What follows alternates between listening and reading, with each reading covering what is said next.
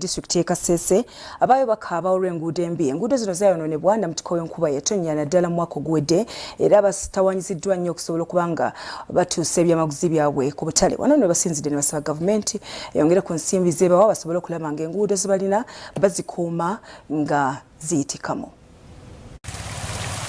Namutiko w'enkuba yafudde mbaje buvuddeko yaleka district ye Kasese ng'embeera si nnungi naddala mu by'entambula gamba ng'enguudo entindo byonna yalekanga biguddemu era nga n'ebitundibwa mu butale eri abalimi byali bizibu okubitambuza okubitwala mu katale. Abantu ab'enjawulo naddala mu bitundu by'ebusongola bavuddeyo ne balaga obutalumativu bwabwe nga beetaaga okuyambibwa okuva eri gavumenti naddala embeera gye balimu. You have seen the tamaking of Kasese municipality roads.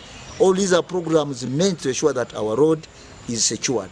But we have also proposed 10 roads which are supposed to be taken up by central government to relieve us from having bad roads. There has been a lot of accidents on this road.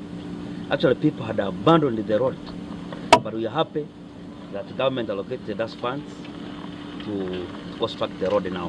Basabye gavumenti nga bayita Ministry of Evunaanyizibwa ku nsonga z'ebyentambula n'emirimu okusobola okulaba nate nga bavaayo bayambe abantu abawansi olw'enguudo zibeere nga zikolebwa. Critical concern is the road. The road from Kimaseke Trading Center to Muriti, it's 11.4 kilometers. It has been in a bad shape. Even now when you move, it's still in a bad condition. It was worked upon 20 years back.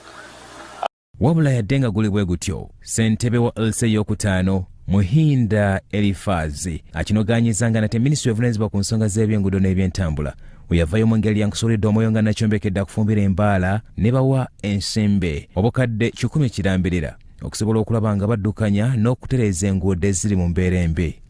And the government, when I was there last week, the other week, 2 weeks ago, before the president came, we went to RAD Fund and they have promised to give us 100 million for emergency to buy fuel to enable us at least make sure where it is not possible, it is opened. RDC w'e Kasese, Lieutenant Joe Walusimbi, wano wasinzidde n'asaba abakulembeze ensimbi zino ezaabaweebwa okuzikozesa obulungi mu nteekateeka y'okulaba nga bakola enguudo zino. But make sure, much as you said that is not enough, use that not enough to show value for money for the 27 million. 27 million is a lot of money if you use it properly.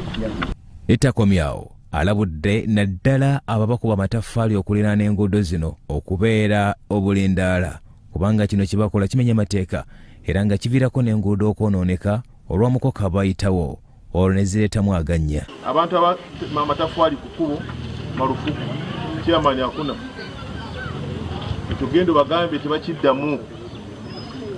Mukiwulidde bulungi mwono n'amakubo katugenda kukola ekkubo wali mukola tetusobola kuyitawo. Oluguudo luba ne road reserve mujjemu bya politics. Bya Zeeralikirizza Tumusiime, Salt TV, Omunnyo.